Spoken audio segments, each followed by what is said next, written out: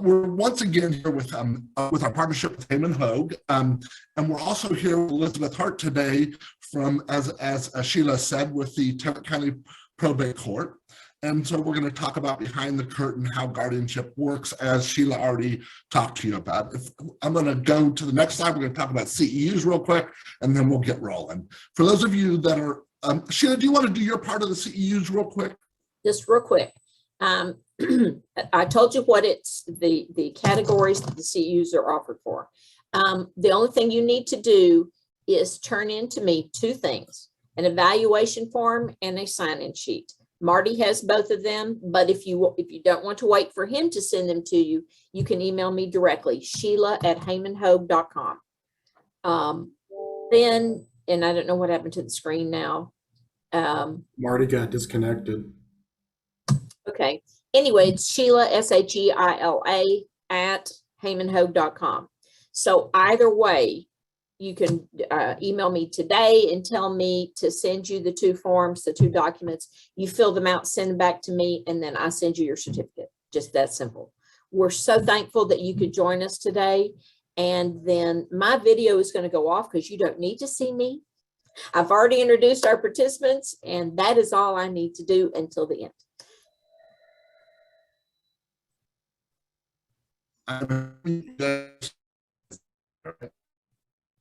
Assuming that we can get this working. Can you send that? Yes, Leslie, I'll be happy to. All right, Marty, we've seen your opening slides. Let me run the slideshow from here because your internet connection is just not reliable.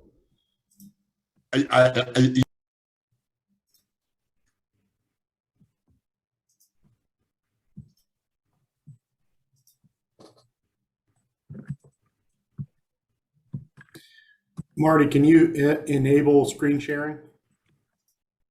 Yeah. I keep losing you, and I apologize.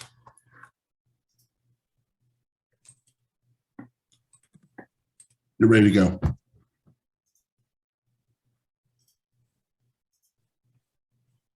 Okay. Sorry about the delay, folks. We're going to be talking about guardianship today. Just advance to the next slide.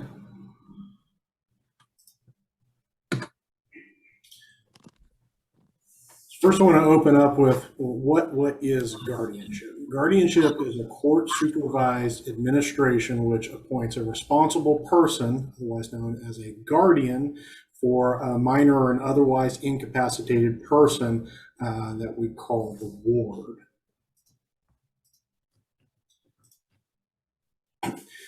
So guardianship in Texas is a process that more frequently involves adults that are incapacitated and doesn't involve children as often.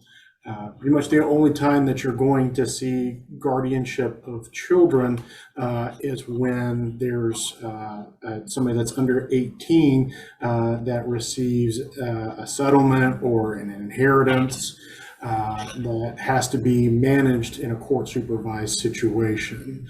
I think now's a good time to bring up, don't name a minor as a beneficiary on life insurance or retirement or anything like that. There are better ways to handle that, and we'll discuss that towards the end today, because you don't want to force a guardianship for management of funds with the court being involved. That's something that could be handled outside the court process. Common misconception about guardianships for minors. Sometimes people will confuse conservatorship and guardianship of children. Conservatorship is who has custody of the child. Guardianship would typically just be for finances. And I would like to mention that guardianship is a Texas term. It is not a term used across all 50 states. So I know there are some people from other states on this. And in your neck of the woods, it may be called a conservatorship. In Texas, a conservatorship, as Austin stated, refers to a parent-child relationship court case, not a guardianship.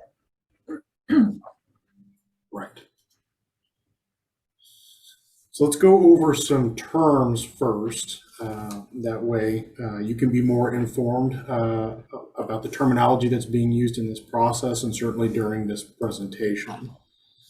Talk about certified guardian.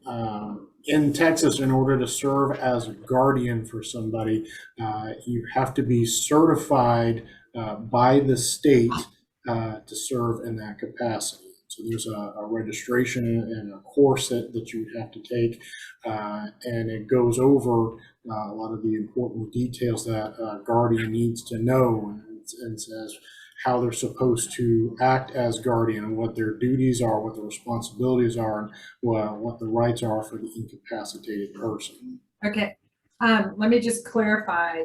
A certified guardian is also known as a private professional guardian, and that is not a family member.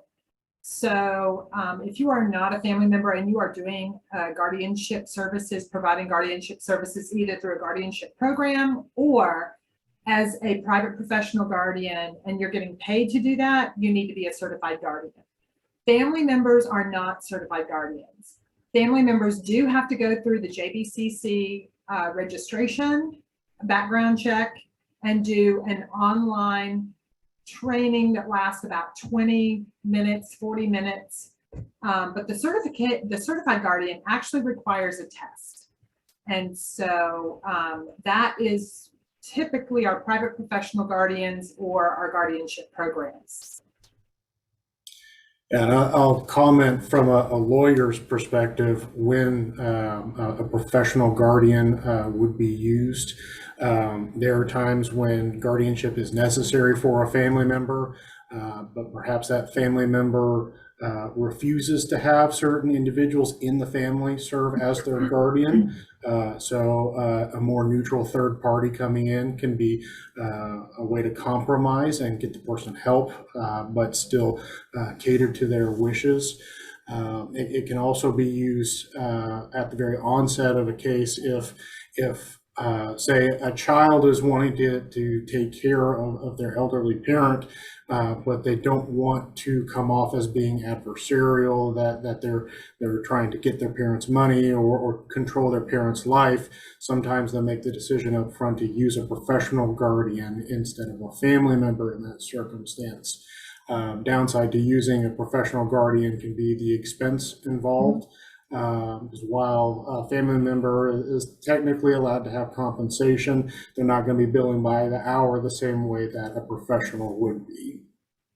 Court looks at for a private professional to serve, especially when the family members are fighting to the point where they cannot get along. And the court is going to refer to a private professional guardian until cooler heads prevail and maybe the family can get on the same page. And then the court is happy to turn. Typically, the court will turn the case back over to a family member upon application for that to happen. Next, we'll talk about a corporate fiduciary. This would be a financial institution that is charged with managing the finances for the incapacitated person. And this makes sense in several different circumstances. One, if the estate, that the money that the incapacitated person has is substantial, and the person that is applying to be the guardian wouldn't qualify for a bond to protect those funds because they don't have sufficient assets or credit score or whatever, then a corporate fiduciary can be brought in because they would qualify in that respect. They can also do a better job in some instances managing complex finances. If you've got an incapacitated person that has very complicated investments, that takes some specialization to know how to manage those assets and how to deal with them, maybe a family member isn't always the best choice. A bank could do that better in some circumstances. And the last thing I want to point out where a corporate fiduciary could be helpful, when you become a guardian of an estate, you're managing somebody's finances, you have to keep very good records of how every penny is spent out of the estate and how every penny comes in. You have to provide accountings to the court to demonstrate how the money was managed. And that's very important to protect the money for the incapacitated person and make sure they're not being exploited.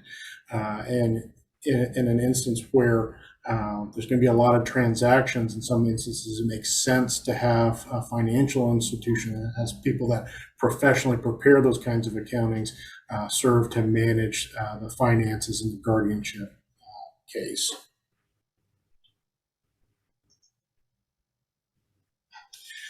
We've got a definition for those that are engaged in the business of providing guardianship services. It means that they perform, offer to perform, or advertise the performance of guardianship services for compensation. And those are the folks that have to be certified. They do have to take a test and pass it, and then they have to register with the court in which they are going to be serving wards. And they have to register every year and do a background check. And again, as Austin said, they're not related to the person under the guardianship. And there's a variety of reasons why it's important to have private professional guardians, and why guardianship programs are important to especially the larger urban counties that are statutory probate court, that have statutory probate courts. Mm-hmm. All right, let's talk about who could be the guardian. A guardian is somebody that is appointed to be a guardian, successor guardian, or temporary guardian. I want to stop there. In Texas, we do have a document that is commonly referred to as the Declaration of Guardian. That's a document that states somebody's preference for who could serve as their guardian in the event they become incapacitated later and need it, or in the alternative, lists some people that they don't want to serve as their guardians. So that's a great document to execute in advance, but that document alone does not create a guardian. A guardianship has to be ordered by the court after a lot of the formalities required by law take place. If you find a loved one's paperwork that says they've named you as guardian, that doesn't mean you are the guardian. It means they want you to be the guardian, and the court has to establish that. Yeah, and on that note, that the guardian determining who you, declaring rather, who you want to serve as your guardian in future events of need, the court is not obligated to appoint any of those people that you are recommending to serve as your guardian. But the court is obligated to the bottom of that form where you designate who you do not want to serve as your guardian of person or your guardian of estate.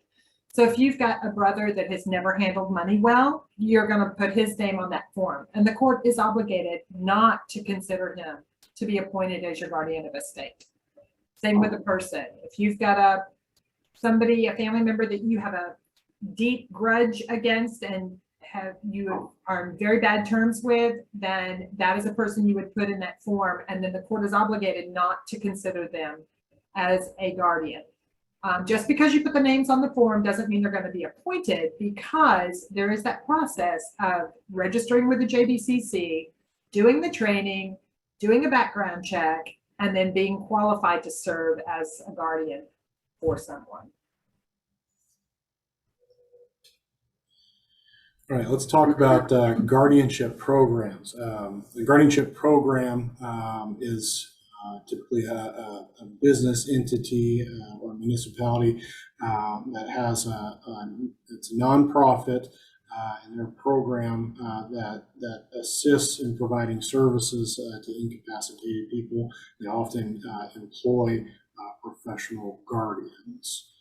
And the guardianship services consist of conducting, performing, or administering the duties and powers prescribed by the Texas Estates Code under a court order in a guardianship matter.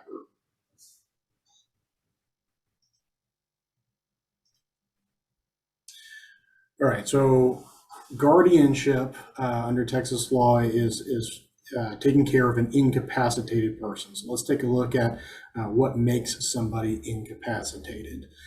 If they are a minor, they're under 18, by definition, they are incapacitated. They can be perfectly healthy, be very intelligent, but by virtue of being a minor, they are incapacitated. I'm gonna jump in here because then we're gonna get a lot of calls about getting guardianships of minors. A parent is a natural guardian of their minor child. The only time we see minors under guardianship, and to give you a little bit of background, I've worked for 9 statutory probate judges, and I've been in 4 courts across 2 counties. My work has been across North Texas, but I've been doing this for about 15 years. So my information, I hope, is general enough to help y'all out. But typically, when we see a guardianship of a minor, it is because both parents are deceased. A guardianship of a minor does not supersede a parental right to a child. So if you've got a deceased mother and the father is a ne'er-do-well, never showed up, never paid child support, but you now have a 8-year-old child whose mother has died, who maybe have inherited some money or an insurance benefit proceeds, or now comes with a monthly Social Security support check. And then the father finds out about that and he wants to come in and take possession of his child now that there's some money involved. He has his parental rights outweigh any order from a guardianship court. So if that, we try to steer people that have a minor child and one parent is deceased and the other parent is alive, that really needs to be a family court order, because a family court order is powerful across all 50 states. A guardianship order is not, and it doesn't supersede that parental right. Minors, as Austin said, if a minor is left money from proceeds or a parent is deceased, the most common scenarios I see, a parent died and someone has to file suit. They died at work, they died from an accident, and there needs to be a suit filed on behalf of that minor for minor support. And that's typically when we see a guardianship. Certainly. And then the next section talks about an adult who, because of a physical or mental condition, is substantially unable to provide food, clothing, or shelter for himself or herself, care for their own physical health, or manage their own financial affairs. And this is going to be the bulk of the guardianship cases that are filed. And I think it's important to call attention to the definition of incapacitated. It's not they have Alzheimer's or they have dementia. That alone does not necessarily mean they need a guardianship. They have to demonstrate that they are unable to care for their own affairs. And so a doctor's letter demonstrating that they are experiencing cognitive decline is very helpful in securing a guardianship for somebody, but that medical condition does not necessarily mean they need a guardianship.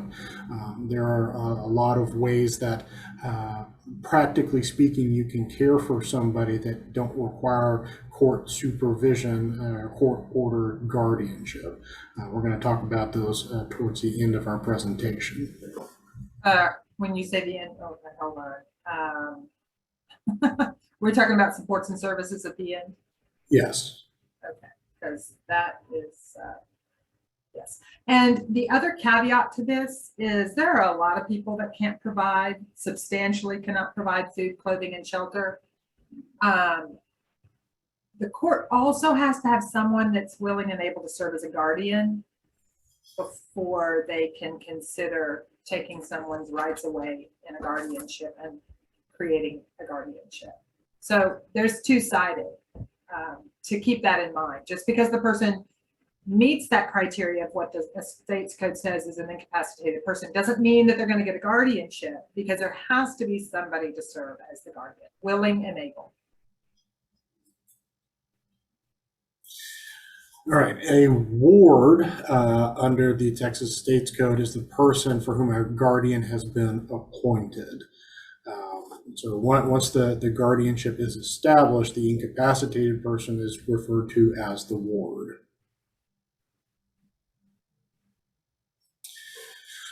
Got a few definitions here. The Code of Ethics and Minimum Standards for Guardianship Services.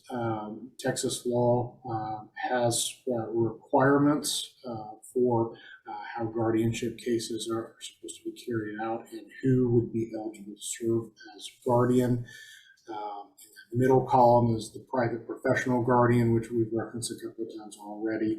They are somebody that it's not a family member that's been appointed to care for the ward.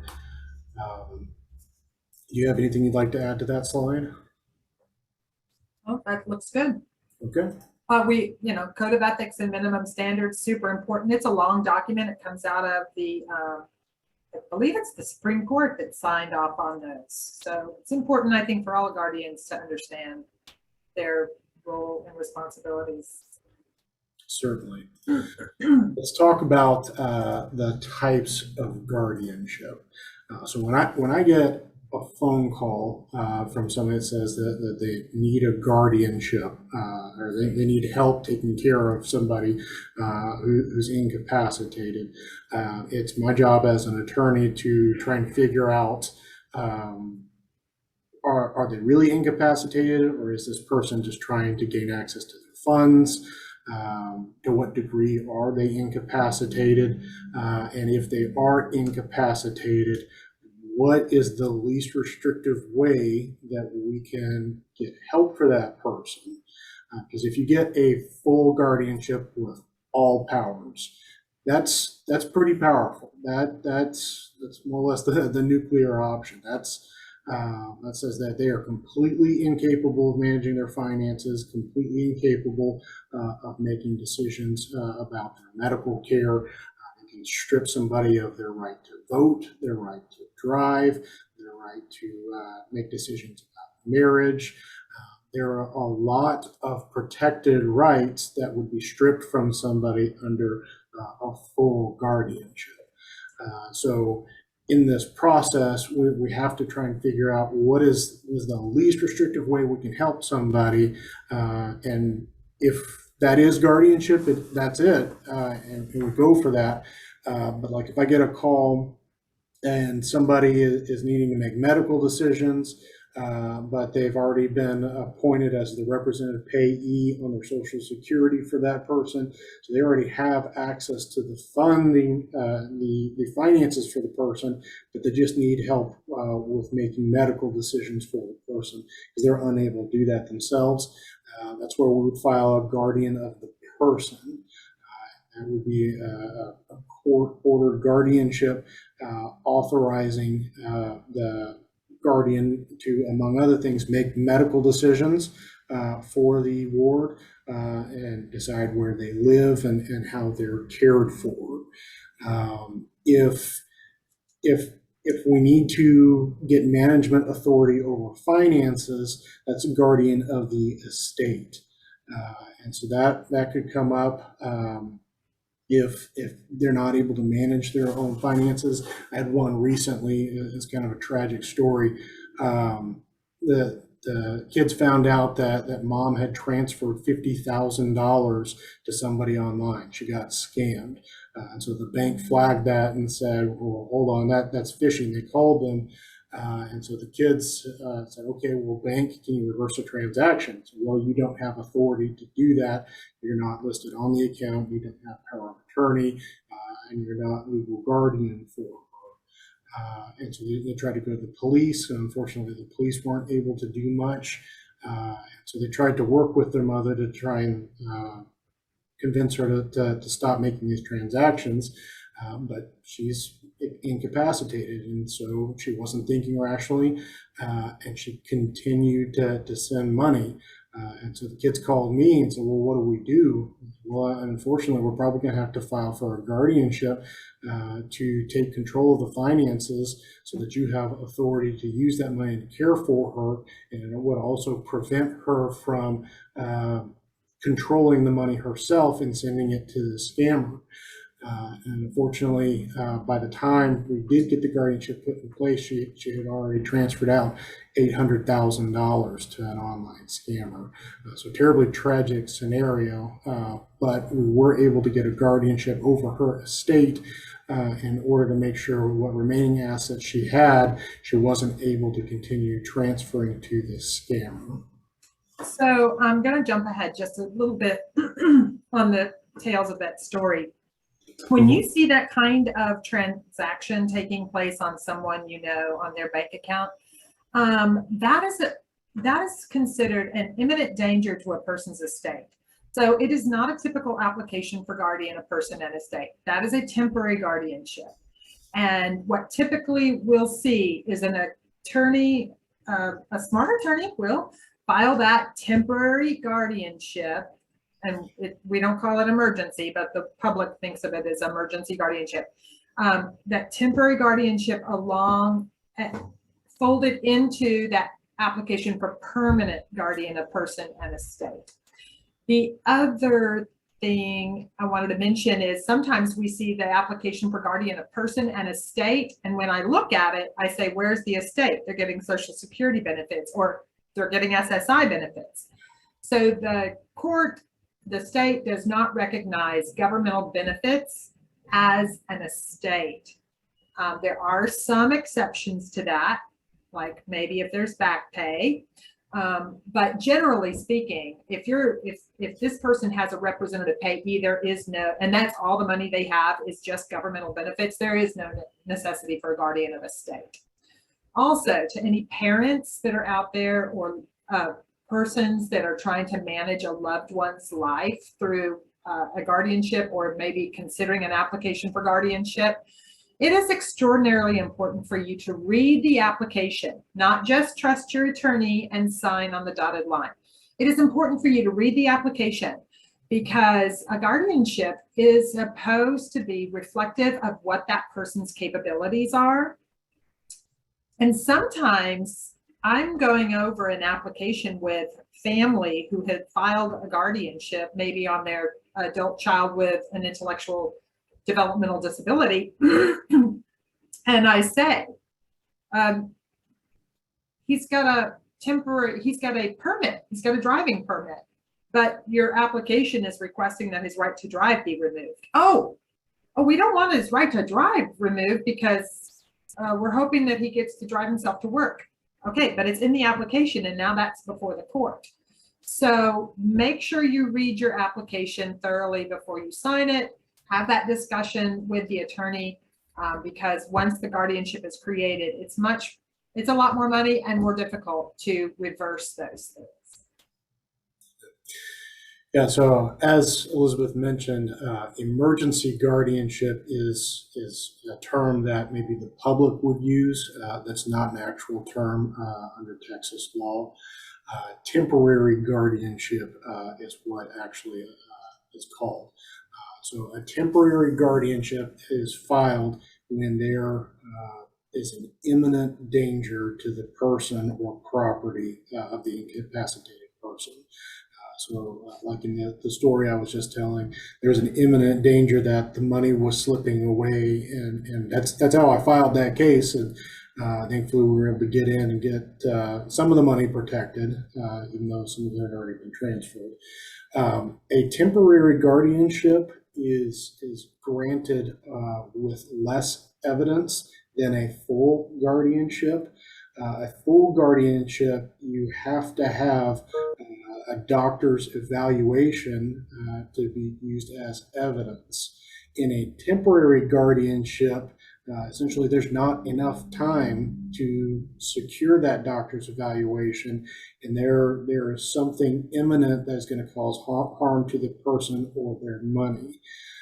So their money is being stolen, or they're in a situation where unless the court acts and grants a temporary guardianship, the person could be severely injured or be killed. So there's a lot of times whenever I take a call from a client, they'll say, oh, we got to get this as soon as possible, and it's my job to ascertain, okay, is it really an emergency, or do you just want it done quickly? Because those are two very different things. And when we file a temporary guardianship, the court has to have a hearing on the matter very quickly. And sometimes that involves rearranging pre-scheduled hearings. And if the court is going to make that accommodation, we have to make sure that it's actually necessitated. Now, if there is a real danger, then they will absolutely do that to make sure we can protect that person. Now, the temporary guardianship, as the name implies, has a time limit. Typically, when you get a temporary guardianship put in place, the initial time limit is 60 days. That's what I've seen most judges will offer them for. And that 60 days gets the guardian in a position to prevent the imminent harm and then start building the case to transition to the permanent guardianship. And in that hearing to transition to the permanent guardianship, then more extensive evidence is presented to make sure that the circumstances warrant such a restrictive way to care for somebody.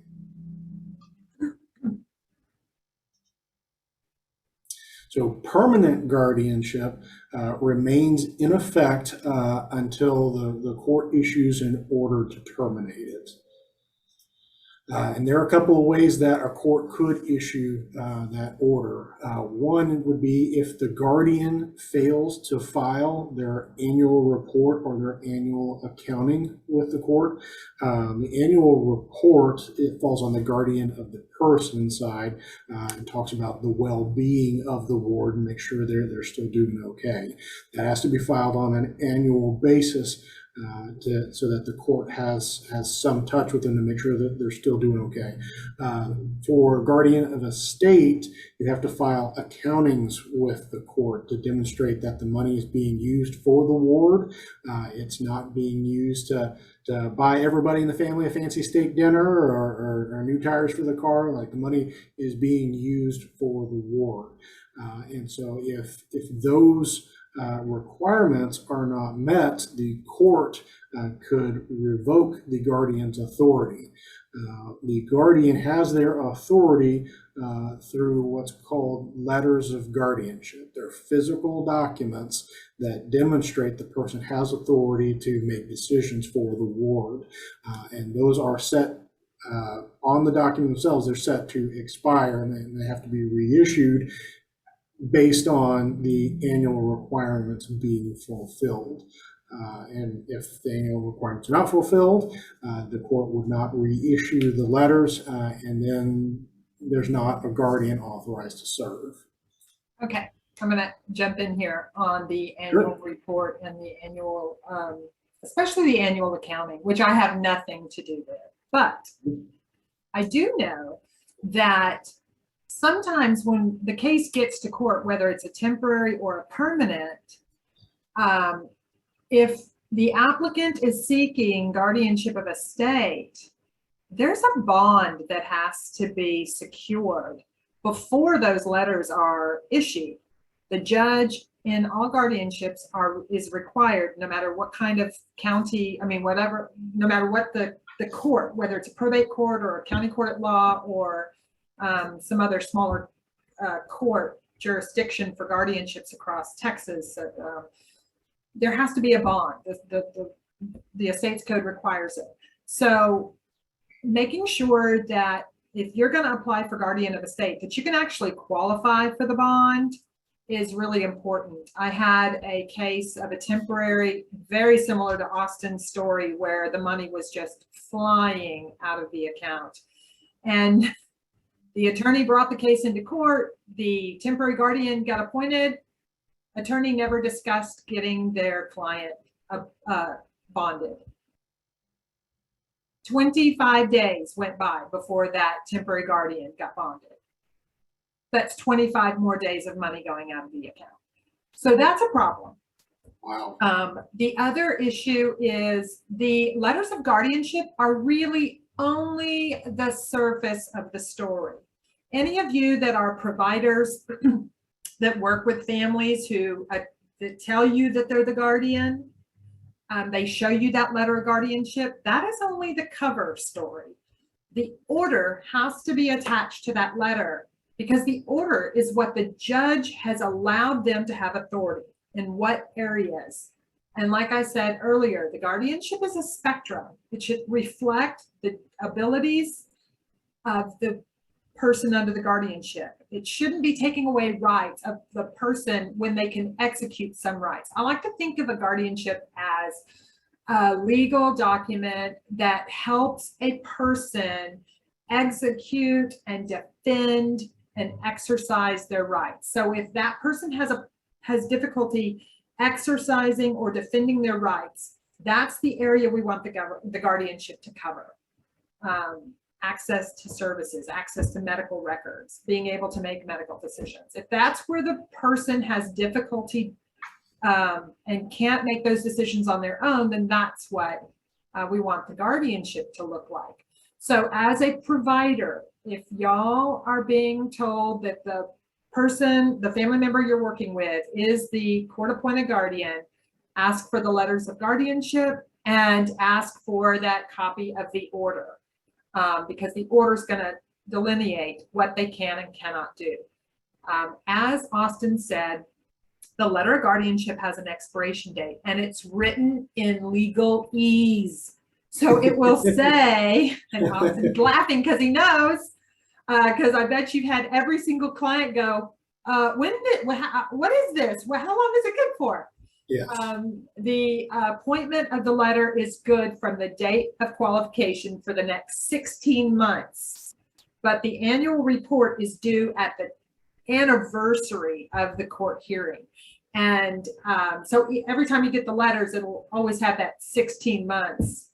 And it's written very confusing, but take a minute, read it, take all the time you need. Don't let a family member pressure you, because the date's going to look backwards, because it says this letter expires 16 months from this date. And then you have to go in your head, well, what is 4 months from today next year? Or, it's a little confusing.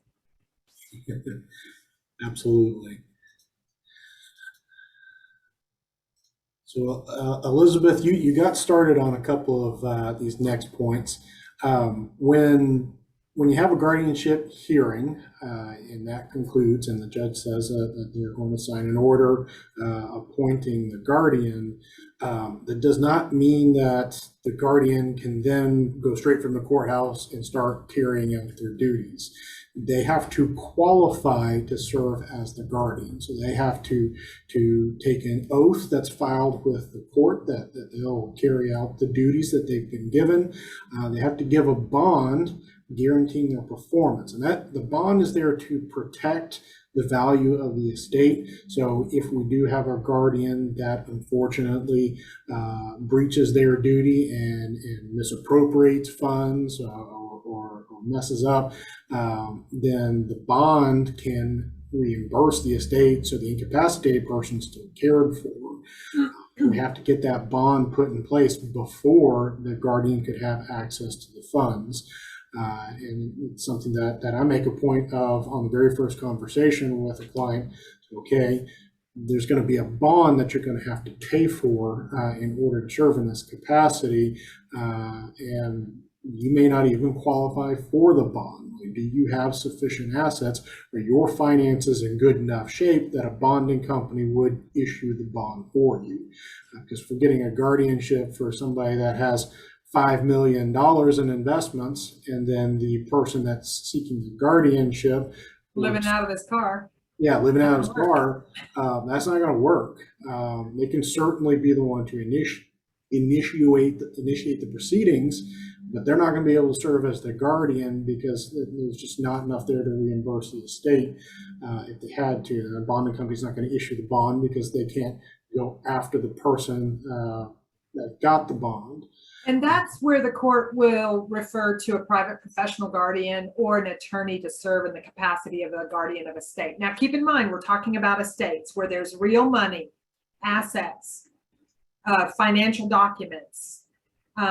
Real estate is a little different. I'm not going to get into that, but there's real assets. Guardian of person, which is a majority of our cases, is guardian of person. To give you an example, we have about 1,300 guardianships in the court that I work in and about 340 estates. So you see that our guardian of person is much more frequent. And I'm going to answer Leslie's question. The bond is technically money, guardian of person, but it's often all the judges I've worked for have used personal surety bonds, which it says $100, but you just have 2 people sign off on the bond. But that's just really general information. That's not, you always have to rely on your attorney that's familiar with what is expected in that court from that judge, how they want the bond. So if you're going to be guardian of person, no, most judges don't require a corporate surety bond, which requires real money, an insurance policy, so to speak, that the guardian pays for out of the funds of the ward. But typically it's a personal surety bond, but that's minutia. Yeah, I think I've only encountered a corporate surety bond in one court for a person ever. I was kind of surprised. I didn't realize there were any out there that did that. It's mostly the personal surety bonds. And most of the time the personal surety bonds are just a promise that you're going to pay a couple $100. It's a slap on the wrist for not filling out your paperwork. I have seen one county in the area that makes you actually deposit those funds with the court. Yes, and it's $100. Yeah. Right? Yeah. That's so that there's a backstory to that. I'll share offline. Okay, I would love to hear that. It's about getting them transferred. It's a pain in the neck to track down the sureties. Okay. Yeah, and then as we've mentioned earlier, that the guardian, regardless of who it is, has to have a certificate showing that they have taken the course and they have registered with the state, so that there's at least some level of training before they get started for how to carry out their duties. Let's talk about who is ineligible to be appointed as a guardian. As you can imagine, there's a list of different types of people that are just not going to be good fits to be a guardian for somebody else. First up, a minor. Obviously, a minor child is not going to be a good fit to take care of somebody else. We need to have an adult that has the ability to do that. Second, people whose conduct is notoriously inappropriate. I've actually never encountered a situation where this was a disqualifier. I would love to hear your input where you've seen this come up. It's happened. So I'm sure. Incapacitated person. If the person wanting to be the guardian is themselves incapacitated, then they can't take care of their own affairs, then that's a problem for taking care of somebody else's affairs. Right, and we most often see that with older married couples where there needs to be somebody with authority, because I'll get into that in closing. Why we have guardianships of married couples, or why one of the couple has to get a guardianship of the other person. And so sometimes we realize the applicant is not running. I mean, she or he is showing signs of dementia, and so then we have to rethink who's going to be appointed. Yeah. And the next couple involve lawsuits and claims. So if you've got a pending lawsuit against the ward, you're not going to be able to be the guardian, because then you could just be the guardian and settle the claim in your favor. And obviously that's a conflict. You can't do that.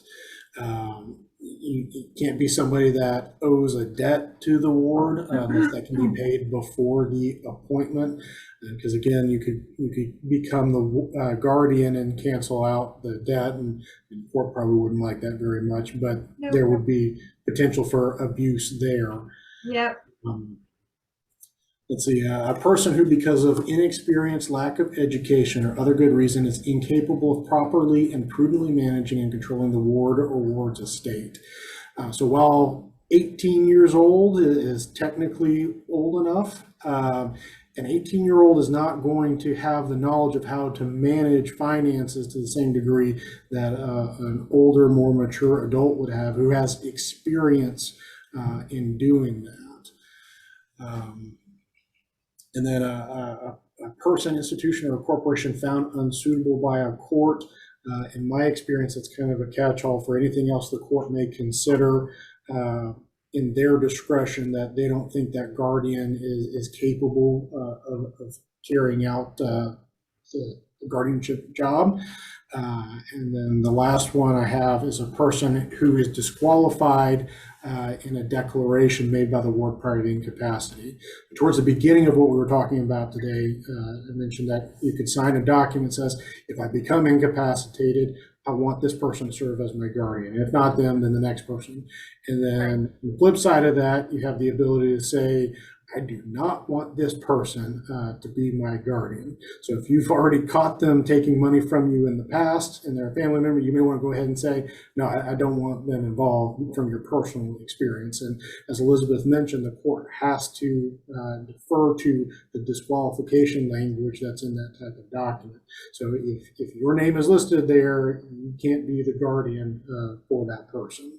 Right. I've been in the courthouse where the applicant sits on one side of, one witness table or one party table, and the applicant's sibling or child or parent is the subject of the guardianship, and that subject of the guardianship pointed across the room and said, I don't want them as my guardian.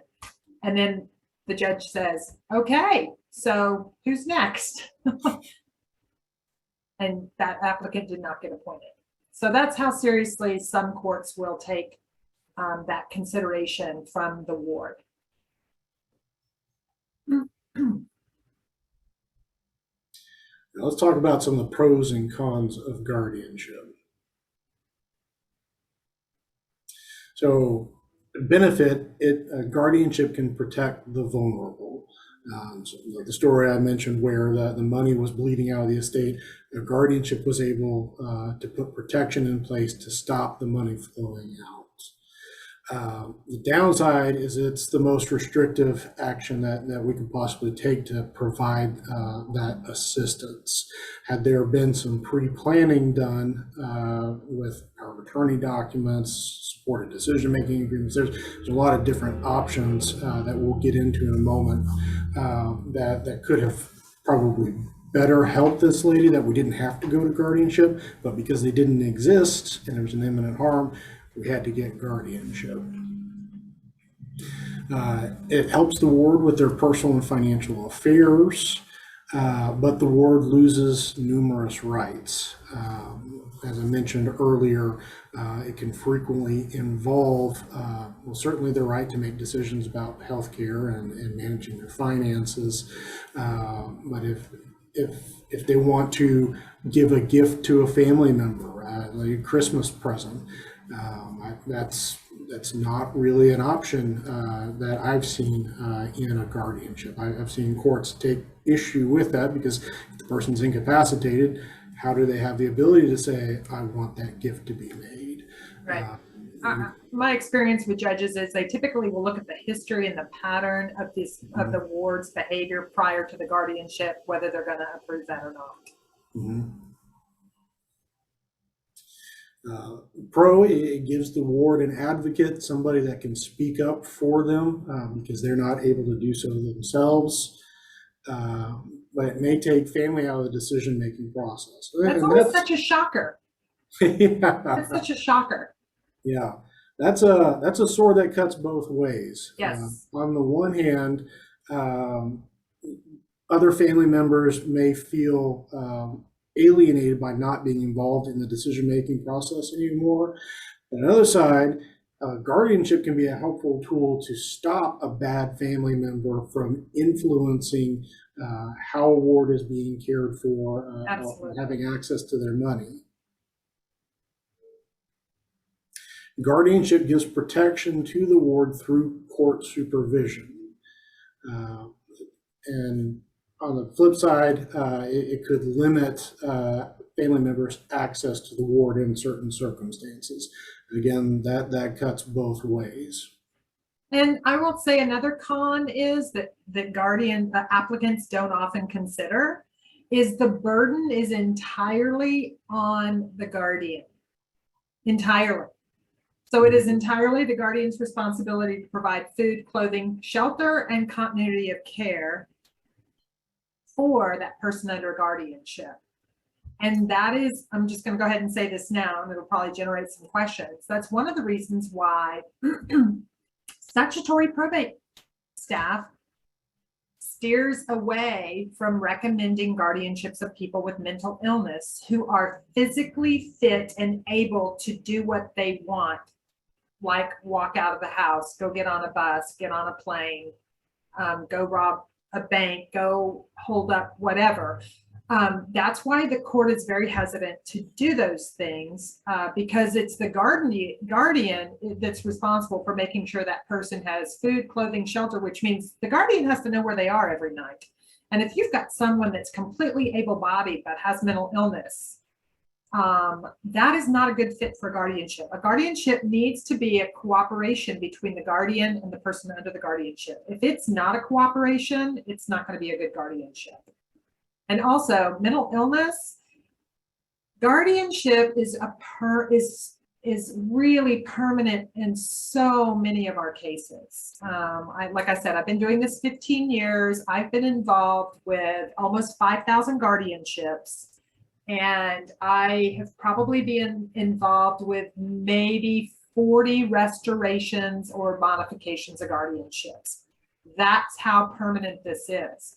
So mental illness, if it can be controlled with medication, if that person can be of sound mind when they're on medication, that is not a permanent condition. Guardianship is permanent. So we don't put a permanent guardianship on someone that has a non-permanent condition. Very hard to reverse.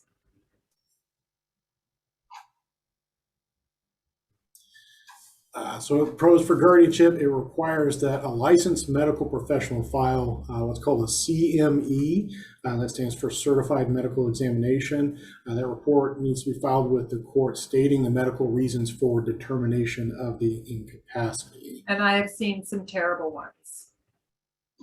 So have I. Yeah, right? Right? Yeah, with conflicting information on them. Yeah, those are fun. Especially if you work as the attorney ad litem. Yes. Downside to this medical examination, in my experience, this is one of the more difficult hurdles to get over in order to get a guardianship put in place. Because oftentimes when you have an aging adult that's experiencing cognitive decline, they've lived independently their whole life, they've been able to care for themselves, and oftentimes they don't want to admit they're losing their ability to care for themselves. They may inaccurately associate that with not being intelligent, and that hurts their feelings. And so a lot of times they won't cooperate with going to see a doctor to get that evaluation done. And if they won't do it, our alternative is to get the court to issue an order that says they have to be evaluated. And that could end up being where the police and an ambulance go and grab that person, drag them off to a hospital and get them evaluated. And that's a humiliating and scary experience. And that certainly gives the appearance that this is an adversarial process between the person that needs care and the person that just wants to care for them. That can create a big divide, which really hurts the process. And I will also say, I hadn't thought of it this way until you mentioned that, but the humiliation can sometimes come from the applicant taking the stand. The applicant has to be qualified. In a good proceeding, the applicant's going to be qualified to serve under oath in testimony. And we've had a few episodes where things come out under oath in testimony that weren't good. And so, you know, when I go out to do my investigation and I ask, is there anything in your criminal background? And the applicant says, no, no. And then we get into court and there's a criminal background that says, oh yeah, but this happened. Then that can be very humiliating. Yeah, it can be a very humiliating process for the ward, especially when if they choose to testify in court and say, I'm just fine, I don't need this, then the applicant's attorney, it's their job to cross-examine and pick that apart. Yes. And in open court in front of everybody, make them answer questions in a way that shows they don't have the ability to manage their affairs. And that's not fun for anybody that's involved in the process. It's awful. But if that's what needs to happen to care for the person, you do it, but it's a humiliating process. The benefit, there's a legal recourse if anyone does something wrong to the ward. So if you've got guardianship for somebody that you think a family member has been getting into their bank account and using their money, and you can subpoena records and you can get information from the other family members about what they did and help rectify that situation. The con is court has continued involvement. I mean, that's a pro and a con. On the pro side, that means somebody's watching out for the best interest of the ward, even if the guardian doesn't do what they're supposed to. The con is if you've got a guardian that is doing everything right, there's a lot of work that they have to do to prove that they're doing everything right, especially on the financial side. And I've had accountings that I've submitted in cases had a ward pass away, and there were only 2 heirs of that estate. She passed away without a will, and the court was asking for a final accounting, provided it, said, well, we need more information. So I go back to my clients, I'm like, you've got to get me more. And we go through this process a number of different times, and then the clients came to me and said, okay, we're the only 2 heirs. Can we sign something that says we don't care, just in this, we'll take whatever's left? And that's just not an option. The court has to verify that all the funds were used for the ward. And that created a substantial amount of legal fees, unfortunately, just because the hours involved of having to resubmit those reports. Yeah, that's for sure. I also want to say on the monitoring, again, Texas has 254 counties. And of those 254 counties, I've got statistics right here. The only courts that are generally operating a court visitor program are the statutory probate courts, and not all of them operate one. So we're talking about 11 counties out of 254 that do actual eyes-on monitoring of a person under guardianship. Otherwise, it's the court reviewing the paperwork. So not only does the guardian have to send in the paperwork, but in those statutory probate courts, counties, and those courts that have a guardianship program, there's going to be someone coming out to do a visit, checking on how the house looks, checking on how the person's doing, those types of things. All right. And I think I need to skip ahead a few slides. We're running short on time, and I want to make sure we hit some of the important ones. We've talked a lot about guardianship. I want to make sure we can also talk about alternatives as well, because that's very important in this discussion. So let me advance the slides a little bit. And I'm happy to stay on longer because I see there's a lot of questions, and so I will be happy to address those questions if y'all want to stay on. Yeah, so with guardianship, there's a lot of costs. It's an expensive process, and I try to make sure my clients understand that up front. This is not quick and easy. This is not cheap. So there's legal fees. Not only as a client having to pay for my legal fees, but there's also another attorney that gets brought into the process. When you file for a guardianship, the court appoints an attorney ad litem, and it is their job to represent the ward and make sure that guardianship is really necessary. And it's their job to advocate for their client's wishes. And they may see that the ward needs the guardianship, but they have to do what the ward asks them to do. And if they are opposing the guardianship, they're gonna track their hours, and there's gonna be more fees involved there. The attorney ad litem also needs to hold the applicant's attorney to the burden of proof. Yes. There are court costs involved. The court investigator has to go meet with the ward and see their living conditions and get their opinion to report back to the judge.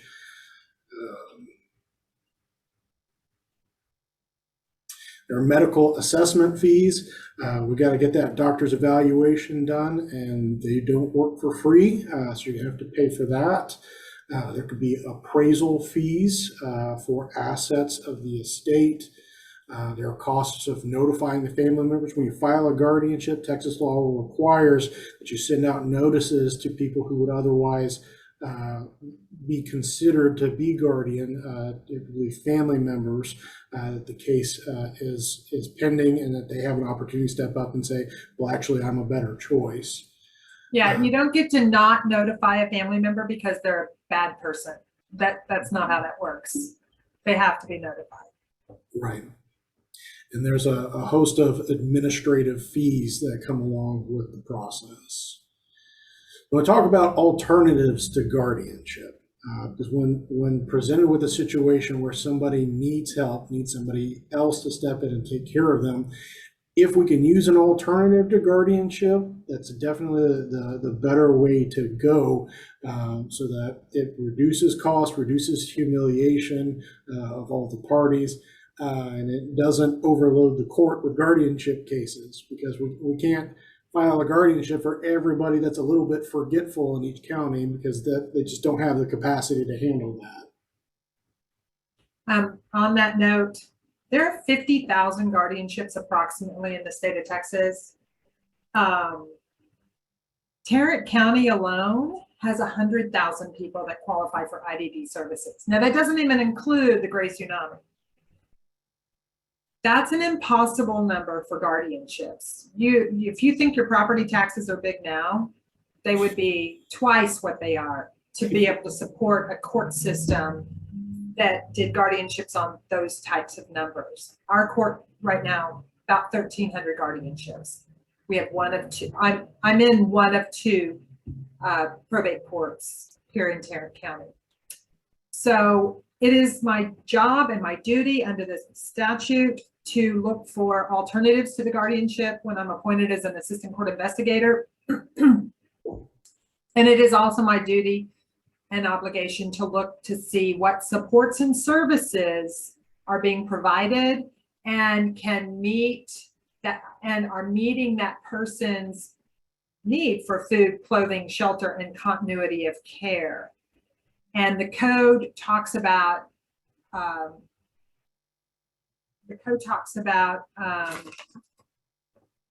my gosh, what's my term?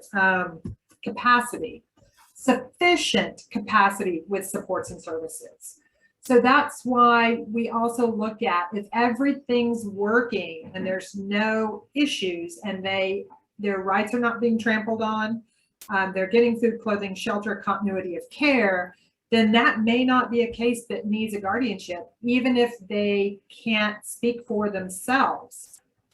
It's really, the court should be the last resort. And guardianship actually should be the last resort, because you're making someone a child. That's in the eyes of the law. They're very childlike. Yeah, and I'm glad you drew the distinction between the court being the last resort and guardianship being the last resort. There are procedures in the court that aren't quite guardianship that may be helpful, like restraining orders. You've got a family member that's been accessing funds. That's really the only problem that you have. A restraining order stopping them from doing that is a better way to handle the situation than getting a guardianship for the person who's being stolen from. Right. First alternative to guardianship I want to talk about, I'm also an estate planning attorney. A well-executed, well-thought-out estate plan can go a long way to avoid the need for guardianship. One of the things that when you file a guardianship, you have to say that either there's not a set of power of attorney documents, there's not a trust in existence that could otherwise care for this person, or in the alternative, they exist, but they're not working for these reasons. So I'll get calls that say, well, they have a power of attorney, but it's not working. Well, what do we do? And it's okay, well, send me the power of attorney and tell me about the situation. And it could be a fill in the blank form they downloaded online and then they hand wrote all over it, and it just doesn't make any sense, and so it's not going to work. Or it could be well executed, but the bank, for a long list of reasons, can say, we're just not going to honor this. We think that's liability for us. It was executed too long ago. We have questions about whether the person had their capacity when they signed this. That a power of attorney is kind of like an invitation to a financial institution to let a third party act on your behalf. But with any invitation, you can either accept or reject that invitation. And so I know in my practice, I like to recommend trust planning to own financial accounts so that you don't have the issue of whether the bank is choosing to honor the document or not. But in any case, estate planning documents that are executed before incapacitation are a much better route to care for somebody than waiting till the last minute and, oh no, we've got to go get guardianship. Having a well-executed estate plan avoids the humility, the expense, the burden of guardianship. When I get a call from somebody wanting to get a guardianship for somebody else, I make sure they understand this is a hard process. It is a heavy burden to make sure you're providing the care that this person needs. And if you get a good set of estate planning documents in effect before the need arises, that goes a long way to prevent, to lighten that load for the person that would care for you. We talked a little bit about this earlier, but have a representative payee for government benefits. And that does not require guardianship. Correct. Yeah, that's Federal government does not care much about our court order. I wish it did. If it cared about our court order, I would find out who the payee was that's been taking the money. But they won't divulge that information to me because I'm appointed with an order to be a court visitor and have access to financial information. But the representative payee program information is available on the Social Security website and a quick place to go is the FAQ page to find out about how the representative payee application process works. Yeah, so like we said earlier, if you need to help somebody with their finances, they don't have a lot of investments, we're really just talking about Social Security, you can be the representative payee, and that is applications processed. It's not part of the court process, and there's no need to get guardianship in order to get in that position, and you can manage their finances that way. If the incapacitated person is cooperative, you can have a caregiver that can help watch them.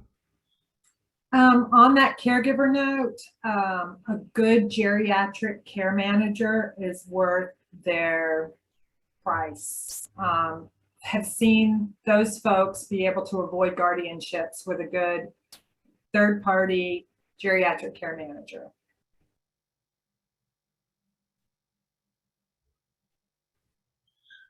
Establish joint bank accounts. If you're not going to get estate planning documents put in place, the next best thing would probably be to be on the bank account, because as a joint owner of an account, then the bank can't reject access to you if you're trying to access the funds to care for somebody. There are downsides to that, such as if there's multiple children and only one child is joint on that account, the account could be set up so that in the event the person passes away, everything goes to that one child. That can create conflicts, but you have to weigh the pros and cons, get proper estate planning documents put in place to gain access. But if you're not willing or able to pay the fees to do that, this would be next best alternative. And I don't recommend commingling funds. If you're going to be joint owner on your mom's account, make sure it's just her money going into that account. Absolutely. One of the ways somebody can be incapacitated is if they're unable to provide food for themselves. But there are a host of ways that you can get home delivered meals, like Meals on Wheels, for example, to make sure that the person is fed. Supported decision-making agreements. These are interesting. So I'm just going to say attorneys don't like these. But I love them. And I'm going to answer Jason Carpenter's question. And I think Austin will agree with me. I am not an attorney. I'm a social worker. And a power of attorney has a level of expected assumed capacity. And so you have to have a level of capacity to be able to execute a power of attorney. A supported decision-making agreement, it is not quite, and I've heard lots of discussion on this from both state agencies, providers, and a lot of attorneys. It may not have the same burden or the same capacity as a power of attorney. I'm not going to get into that minutia, but I can tell you what I like about a supported decision-making agreement.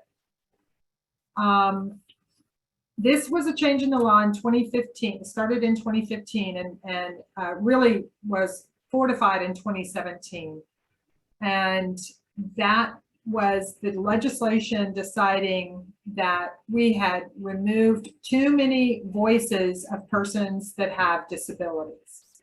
And so if they have a voice, if they have a way to identify a supporter, the supporter is there to help them make a decision. The supporter does not make the decision on their behalf. A power of attorney is that the power of attorney makes the decision. Supporter does not make the decision. They help the person with the disability understand the consequences, what their options are, and secondly, help them understand the consequences of each of those options. And then the person who with a disability says what they want to do, and the supporter has just been there as a supporter. That's it. The one thing I like about a supported decision-making agreement is that oftentimes, especially with our divorced parents or families with a lot of extended family members and a lot of engagement with supporters, a guardianship is the person that is the appointed guardian is the only person that has the authority to make decisions. A guardian cannot write a power of attorney and give the power to someone else to make decisions for their ward. And we see that with people that live out of state. They try to give a power of attorney to someone so that they can go to the nursing home and make decisions. And yet there's a guardianship in place, and that's not how guardianship works. So a supported decision-making agreement allows the person with the disability to name more than one person as a supporter. So if grandma, who's retired, takes Joe to the doctor's office, grandma needs to be on that supported decision-making agreement. If dad typically deals with employment and money and getting a budget together for the person with a disability, then dad needs to be on that supported decision-making agreement. If mom and dad are divorced and dad and mom also picks up and takes the adult child for weeks at a time or for the summer break or whatever, mom needs to be on that supported decision-making agreement. So it's not as limited as a guardianship for those people with disabilities that have the capacity to identify people they want to help them in making decisions. Hope that's clear as mud. Formal, I'm going to answer the next question. Is supported decision-making agreement a formal legal document? It is a document. Is it in the estates code? I don't think it's in the estates code. Maybe it is. Can't I don't remember. recall which code. It's in. Okay, you're a social worker in Arizona and never heard of this. Okay, this is Texas led. They are the benchmark. We are the benchmark state for supported decision-making agreement. But I will tell you, there is a sweeping movement across the country. California, Wisconsin, New York. There's lots of states looking at this supported decision-making process. It is a form. And on that form, it says whoever is accepting that form, whether it be a service provider, a bank, a medical provider, the burden is on them. If they think there's undue influence happening between the supporter and the person with a disability, they need to report that. And there's ways to do that. Adult Protective Services, the police, or sometimes even the court. I'm going to time out just real quick if I could. I just want to, we're at 28 after, so I just want to real quickly go talk to the people about the CEU stuff before people start logging out that have other obligations. And Austin and Elizabeth, if you guys want to stay on, we can keep answering questions or finish. But I just want to first address this real quick if I could. Sure, I'm happy to stay on because there's a lot of questions that I'm happy to. Thank you. For those of you that are looking for CEUs, we will be sending out a second a follow-up email. It'll go out within 24 hours. It will have two different ways that we're going to ask you to evaluate. One, there'll be an evaluation sheet and a sign-in sheet that you need to complete, and you can take a picture of it with your phone. Just somehow you need, or scan it in and send it to Sheila. Sheila's email address will also be in that email. You need to send them to her for the CEUs. We also have an evaluation form that should pop up as you get off today, and that is for our funding sources. If that does not pop up because of blockers or for some reason, that will be sent up in the follow-up email as well. I just wanted to go over that real quick so they know what to do. I'm turning it back over to you guys for however long you guys want to have it. It's up to you. Sorry. All right. Thanks, Marty. Just have a little bit further I want to go, and then we can open up for questions. Going back to the supported decision-making agreements, I want to draw further distinction between power of attorney documents and the supported decision-making agreement. We talked about capacity to execute a little bit, and that's really a case-by-case basis. If you have questions about whether somebody's able to sign one of those documents, you should talk to an attorney about that. They can help you make that decision. But I also want to talk about when the documents allow people to act and how capacity affects that.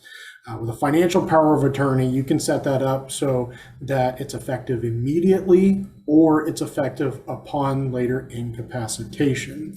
And if you get into a situation where it's not very clear whether they have capacity or not, they're kind of on the dividing line. If it's effective immediately, the institution should still work with you. If it's effective upon incapacitation, that's a hurdle you may have trying to use that document. The medical power of attorney, that's effective upon incapacitation. So if you've got somebody that is capable of making decisions, but perhaps they get overwhelmed by the process, then a medical power of attorney is not going to be very helpful. That's where a supported decision-making agreement is great. I use these a lot, especially with kids that turn 18 and they've got a higher realm of autism. They're able to make decisions, but in social situations, they get overwhelmed and they'd rather talk to somebody that they trust in a more private situation to make that decision. A supported decision-making agreement gives that third party the ability to gather all the information that's needed to make the decision, present that to the person that made the agreement, and then they're able to make the decision on their own. So they're a very powerful tool in certain circumstances. I agree. All right, let's. And for our kids with IDD, we're really hoping that they achieve, even under a guardianship, the court is expecting that the guardian helps them achieve their highest level of independence. And so we really want to see that if a person has that ability to identify supporters, you know, we hope that they use that to continue their development, to continue to mature, and to learn how to be effective advocates for themselves. Yes. So this next slide, management of community property. Texas is a community property state, and there are a handful of other states that are community property as well. The spouse has a certain degree of managerial authority over community property assets in Texas. So spouse shouldn't encounter too many issues with accessing bank accounts and such. And so it's not always necessary to get a guardianship when there's a healthy spouse that can take care of things. Where you run into issues is where the other spouse isn't so healthy themselves. And that's when guardianship can be important. I am going to jump in here, Austin, and say that in all the years I've been doing this, I have seen an increase in guardianships of one spouse. And so I don't know what the shift change is, but there's been a shift, especially in our banking. So if you are married to someone that has a pension or is has an employer that's setting money aside in retirement benefits, or if they've got an IRA, because those are personal, those are personal accounts to that individual person.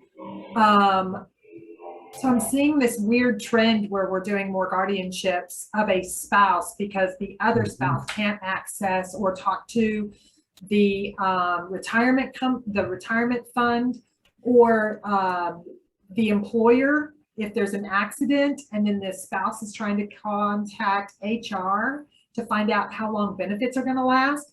So it's really weird. I've been doing this a long time, and now I have a power of attorney over my husband, and I've never thought about having that, but I've seen this change in this trend happening.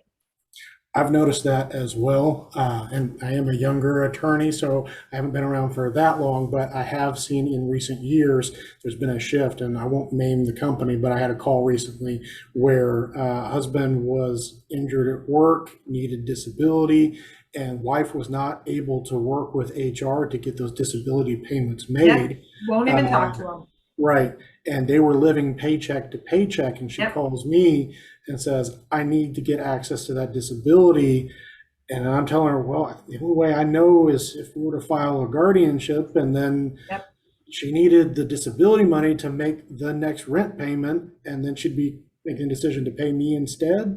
Right. That puts her in an awful position. And something needs to be done to fix that. But I have noticed that problem. Yeah, it's so I encourage everybody on here, if you're over 18, you need to figure out who your power of attorney is, because you don't know which day it's going to be that you are in a hospital and unable to speak for yourself, and somebody's got to be able to access your assets or your benefits. Yeah, power of attorney documents are significantly cheaper than guardianship.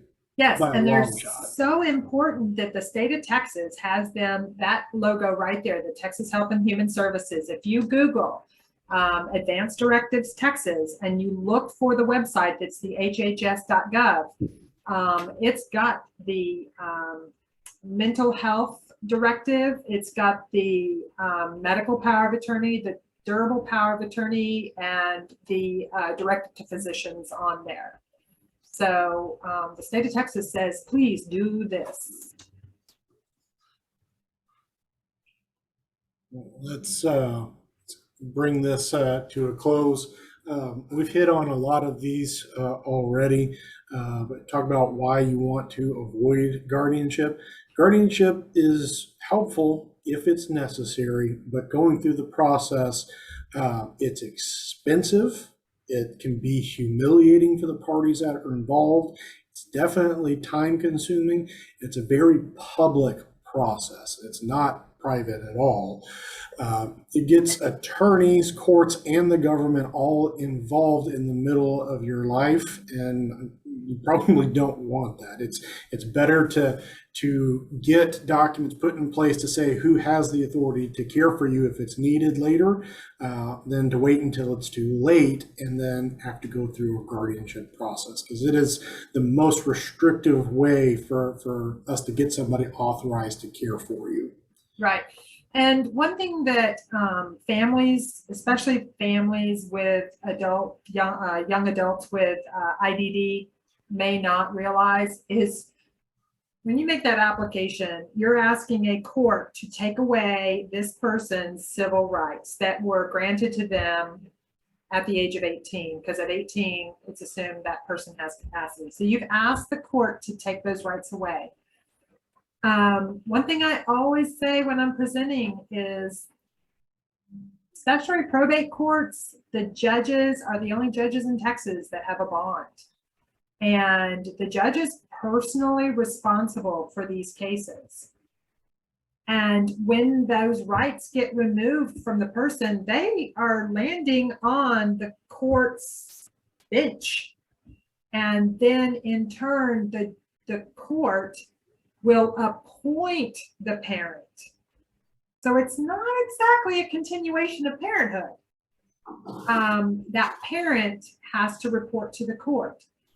If there's issues, I've been involved in a few where the court comes, where we make a recommendation that the parent be removed as the guardian.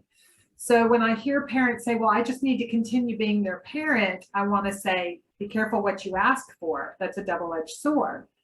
Do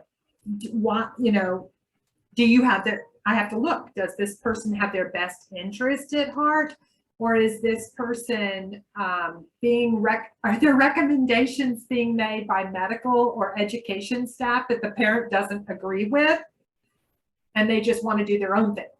Because that's not probably going to work out that way in the court setting. So it can be, just keep that in mind. We're the only court that continues to do visitations as well, even though there's only about 18 statutory probate courts. Most of them have some sort of court visitor program.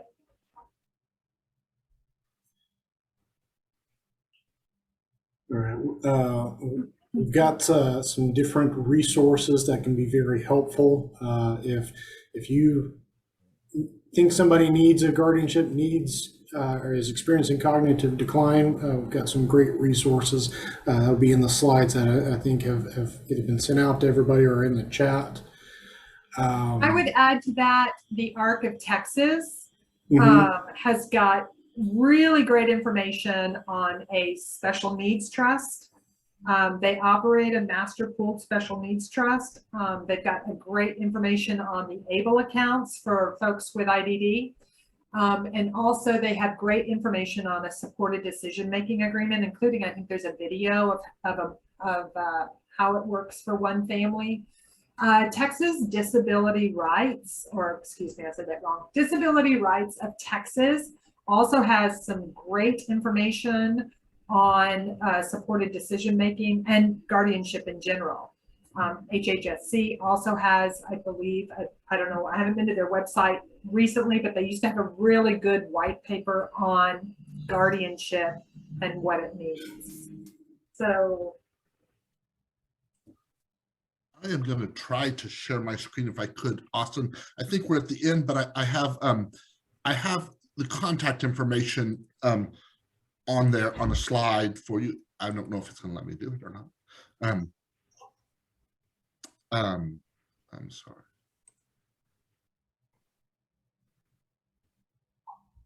Let's see why it's not going to let me for some reason. I certainly apologize. I know people, Elizabeth, there's people that have asked if they could get your email information. Yes. I had it that in the slide I sent out to y'all, there is a contact slide in there but please remember that Elizabeth works for the court. She Well, I will tell you what our judge says. She and I feel the same way. I'm a public servant, and she has my name and phone number up on the county webpage for probate court too. So if you Google Tarrant County, Judge Brooke Allen, and you go to the county page, my name and phone number is underneath her picture. Yeah. We would rather screen questions and help y'all get to resolutions than to file, than to start this process thinking you're going to get something when it's not appropriate for a guardianship. Or there's an alternative, but you need to go to an attorney because an attorney is going to be able to work out that alternative for you. So, and I will say that I'll say what Austin can't say or hasn't said. I will tell you that guardianship is a very complicated area of the law. I'm a social worker. I can't give you legal advice. I can just tell you what I've seen, and I can talk to you from my experience, and I can provide some governmental resource, nonprofit resource information.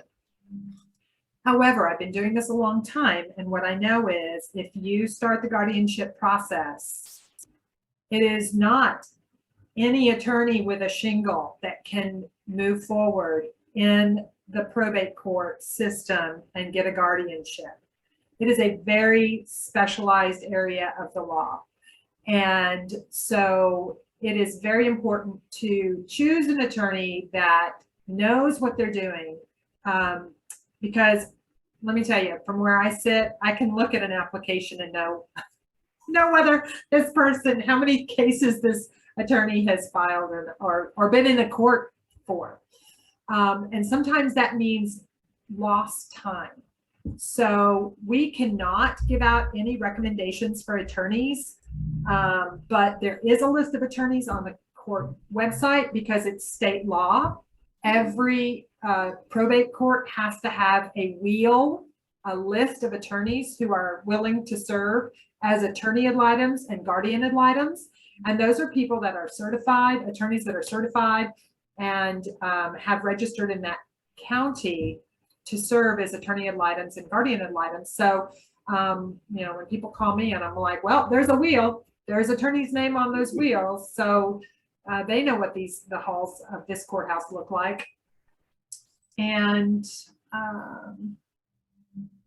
important to mention, okay, let's go to some questions because I want I'm going to start at the beginning. Can we do that? And I'm just going to go through.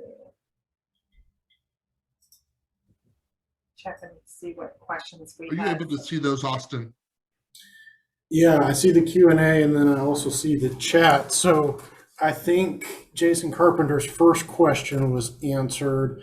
So was the second one. Then Beverly Henry, she asked, can you explain options to guardianship for someone who may not want the only immediate family member as guardian because of dementia?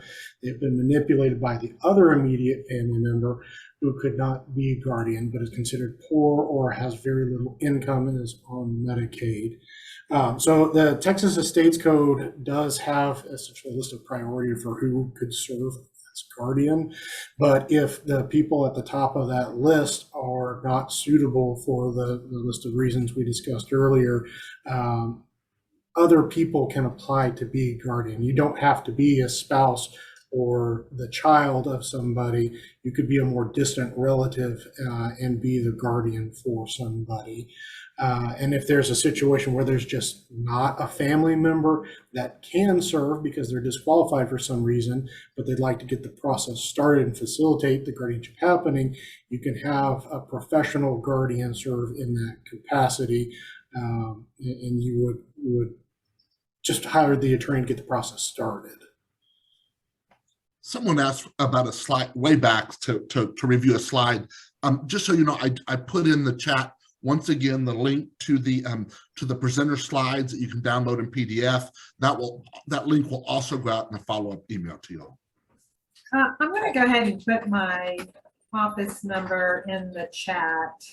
Oh, well, there's my name. I didn't look at it exactly right. The first question that we had was way back, and it is from, I hope I'm pronouncing this correct. Brunel Whitmore. And it says, what form would someone list who cannot be guardian? So that's the determination of guardian in the event of future need. Am I saying that correctly? It's a mouthful. Declaration of guardian, Declaration. of later incapacitation or need. It's a mouthful, yes. Thank you, attorneys. Yeah, that form is super important and should be, again, when you're doing your estate planning, hiring an attorney that understands estate planning, not just an attorney that has their name on the side of a building, that understands all the complications that can arise as we age, or that can be involved in a guardianship proceeding. You know, attorneys do estate planning in hopes to avoid a guardianship, but every once in a while, that it just happens. There's going to have to be a guardianship.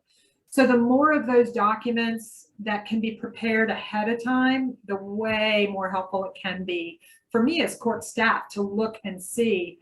First off, and I've called attorneys and I've said, hey, I see that you had a power of attorney prepared in your office. Are you willing to testify, or can I get you on record of saying that this person had capacity at the time that power of attorney was signed? And then I hear the, yes, I will be willing, you know, because it's like, it's an important moment. Sometimes these things end up on my desk. But ultimately those documents, and then following up with what your attorney tells you, if they tell you go file this in the court record, there's a reason, and people may not all know this, but you can file you can file documents with the county clerk, typically what is referred to as like the land office. And so I will always look at the documents filed, and I'm sure Austin, you do too, when you have somebody come in on for guardianship or estate planning. I look and see, has anything ever been filed? Has there been a power of attorney on file?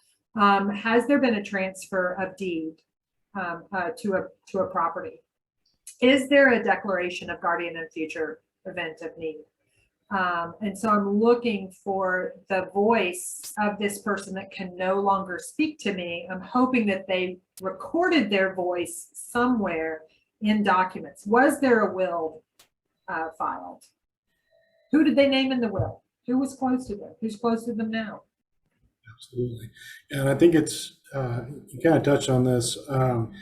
It's important to go to an attorney that they limit their practice to this practice area. You don't want to go to, well, there's a family member that files slip and fall lawsuits or sues for car wrecks, and maybe they can help me with this. You don't want to go to that attorney because they don't have the specialization necessary to do a guardianship or do a good set of estate planning documents. There's a lot of attorneys out there that are more general practitioners, and oh yeah, well, I can prepare a will for you. Unless somebody does a lot of estate planning, they're not going to have the wisdom and experience that's necessary to avoid some of the situations that can happen if the designations on the documents aren't well thought out and the design's well thought out. So it's important to make sure you contact an attorney that does estate planning and guardianship regularly for those services. Right. And if you are a parent with an adult child with IDD, it used to be the case that you couldn't leave anything to your adult child with IDD, that all of your estate moved to your other children. And then in hopes that those other children would take care of the one child that I find most parents are really the most concerned about. And now there's estate planning tools that allow parents to hand off part of the estate through a special needs trust, or setting up through an ABLE account, so that those children can be considered, and it kind of can help relieve some parents' minds that there's this money set aside. And those things have to be done ahead of time. A special needs trust does not have to be funded. It can be created, but it doesn't have to be funded. I don't keep up with the laws of the trust. I don't do trusts, but it used to be 65. Now I don't know what the age is. There's all kinds of new development with special needs trusts, but those can be funded later. But if they're set up now, then when your estate is probated, then the proceeds of your estate can pour over into that special needs trust. So, and that special needs trust can help pay for things like the adult sibling, the able-bodied adult sibling, taking the adult sibling with disabilities on vacation and not worrying about having to pay for an extra caregiver, because that can be paid out of the special needs trust. So there's a lot of advantages to making sure, if you're a parent with an IDD adult child, that you've got things in place that help you feel like you have prepared for the future, your adult child's future, to the best of your ability. Supported decision-making agreement, I think I already mentioned. It's on Disability Rights Texas website. It's on ARC of Texas website. There's white pages on it. If you go to YouTube, there's some great videos of families who are making that document work. If a person has not done this at time, is not able to care for themselves, and they kind of enter skilled nursing facility, apply for money, they have no family. Okay. They have no family. What alternatives? Okay. So I'm not sure who all is on this recording, but I'm going to assume there are some, well, we've got some ombudsmen, and then so I'm going to assume there's some people, some folks with with skilled nursing facilities, what we call SNFs. Okay. So one of the things in our county, and I can speak for both courts on this matter, when we get a referral from a nursing home, I hate to break it to you, but the court is not your business office. So we cannot just appoint a guardian or find someone that's going to be the guardian so that a Medicaid application is signed off and you get paid. You need to review the process for becoming the representative payee, what those responsibilities and authorities entail, and providing for that continuity of care, and making sure that Medicaid long-term care is applied for.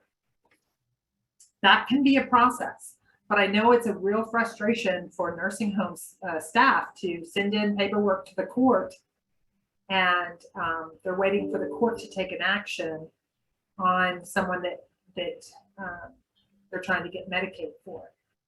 Well, there's a process, so you need to, the nursing homes, the business office man, a good business office manager knows how to get that done. And again, we can't do a guardianship if we don't have someone to serve as the guardian. All right, here's a question from Arlene. Does my daughter, who is an adult with CP, have to have a guardian? Do I have to apply for guardianship to continue caring for her, making decisions for her, etc.? So when I first got on board with the court 15 years ago, there was a little bit of I did a little bit of teaching on the cerebral palsy, because a lot of people assumed cerebral palsy meant intellectual developmental disability, and it does not. We have several attorneys who practice in this area of the law that are diagnosed with cerebral palsy. So that is not a diagnosis that creates an intellectual disability. Sometimes it's co-occurring with an intellectual disability, but on its own, it is not. I've worked a handful of cases in which the person has cognition, but because of significant physical disabilities cannot manage for themselves. And so, and I mean a handful out of 5,000, just a handful, where they cannot make an X on the line, where they cannot get on the phone and say, yes, I approve of this person speaking on my behalf.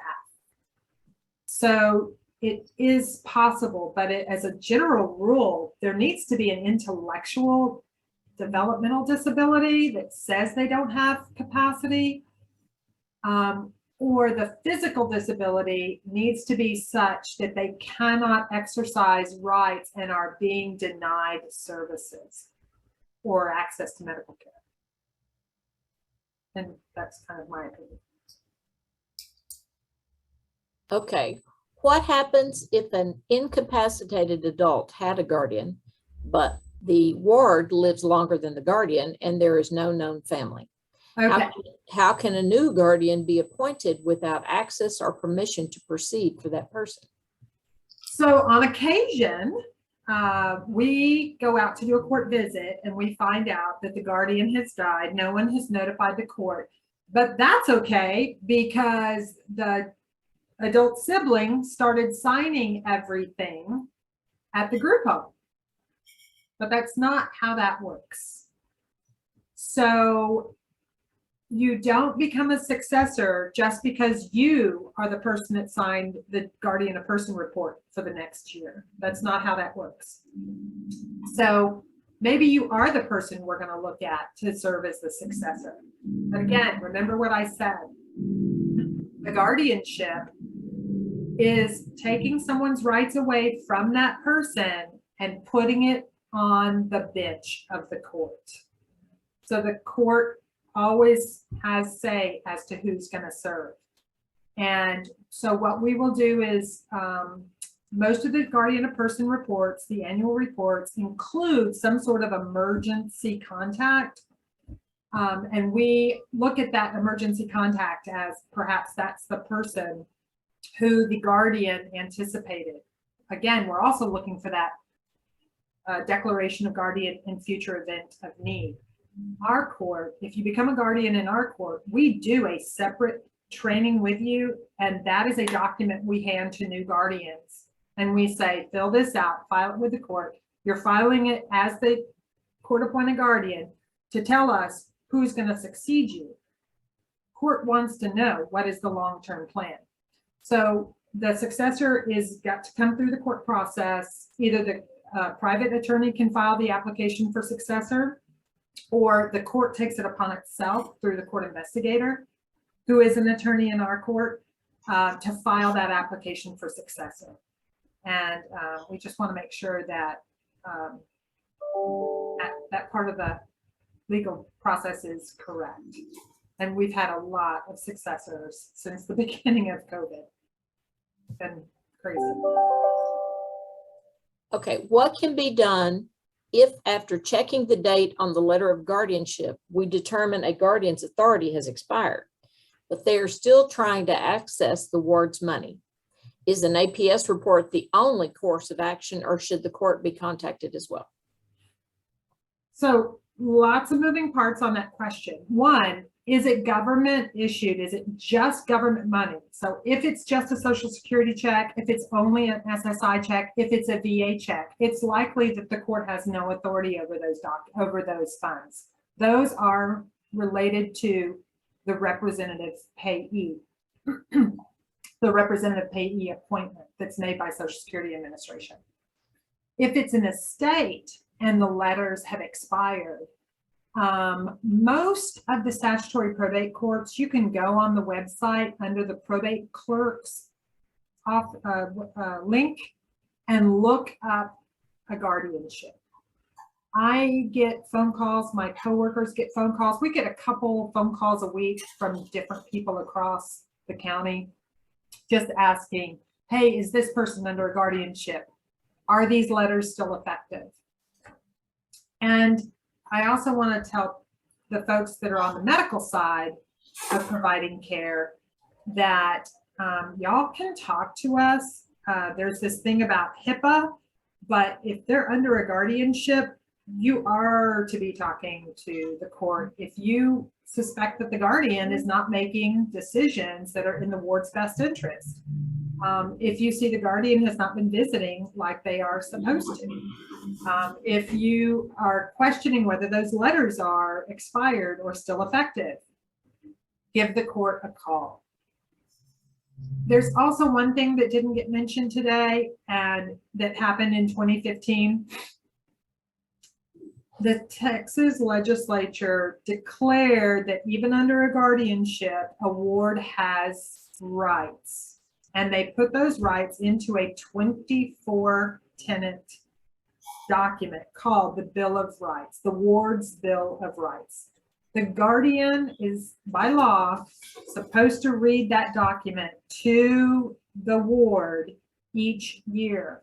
So I get a lot of feedback from guardians. Well, my mother has stage 4 Alzheimer's. There's no way she's going to understand that document. Well, she might not, but you will. And that helps you understand what your limitations are, that you do not have this order of guardianship appointing you and to wield it like a sword or to hold it, to use it to isolate someone. That's a no-go for the court. All right. Austin, go ahead. Go ahead.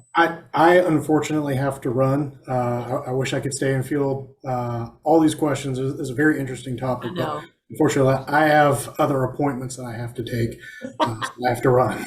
We'll go ahead. I think we're going to wrap it up. Yeah. If there's any other questions that we didn't get to or that kind of thing, we're a half hour over, and I think we're watching a lot of people have to fall off too. But you can email us, and we'll try to do it. We may talk about maybe another webinar that we can talk about this. Obviously, there's a lot of pieces to this. It's the first time we've done it jointly. It's worked out incredibly well as far as the information you all were able to give on both sides of it. Thank you so very much. Thank you, Elizabeth. Thank you, Austin. Thank you, Sheila. Thank you very much. Thank you all for joining us. We are recording this.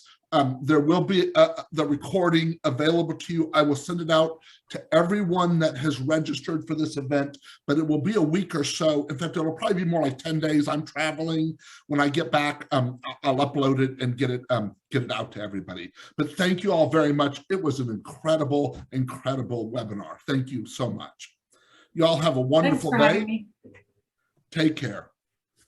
Bye.